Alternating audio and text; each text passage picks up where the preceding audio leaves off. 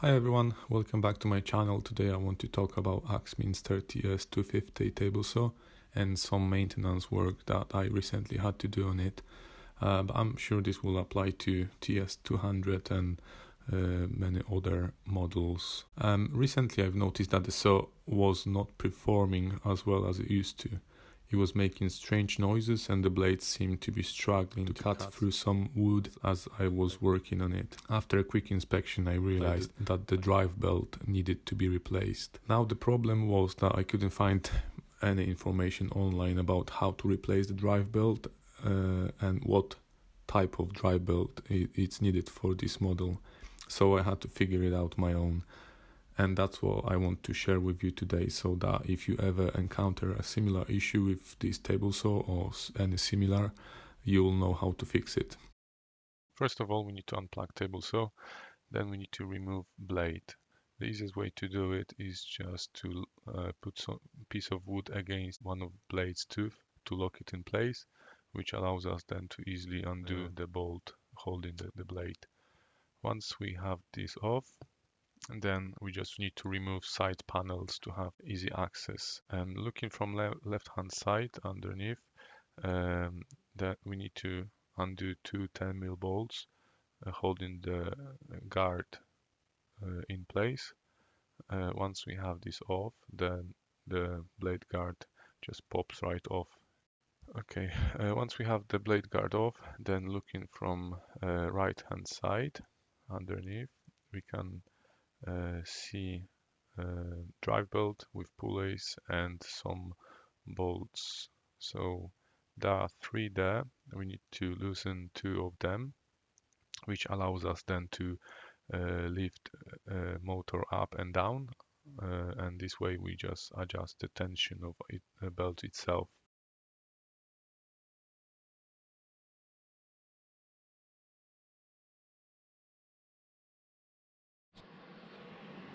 Okay, so that's the belt. I had it on mine originally. Not sure if that is actual original belt or not. It might be, because it's pretty old. It has 4 ribs, but possibly should be 5, but might be just badly worn. It seems to be, if I remember correctly, 420 mil long. Yeah, just about 420, which is what, 16.5 inches. It was on maximum tension and it couldn't be tensioned anymore, so it might be just too long for this machine. So I've ended up ordering 400 mil, which is about 15 and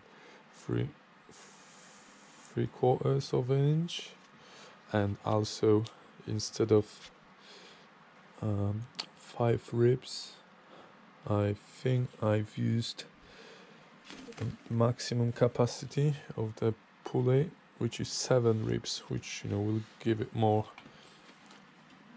traction or touch surface. At least that's my theory. So we'll see. I have one spare which is same size as this, and I also couldn't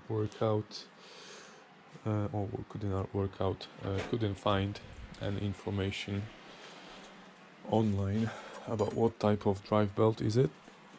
So I've contacted Axminster and they said, oh yeah, they have available belts for it, and it's 25 quid plus £5 for shipping, so it's 30 quid, which seems a bit expensive, I think.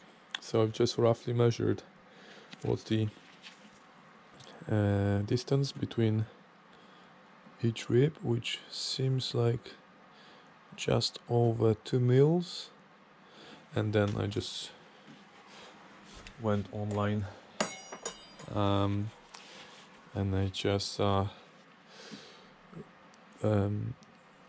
picked up one of them belts. That's just standard generic drive belt for any machinery, from any table saws to planers, thicknessers, also some farming tools and machinery. The only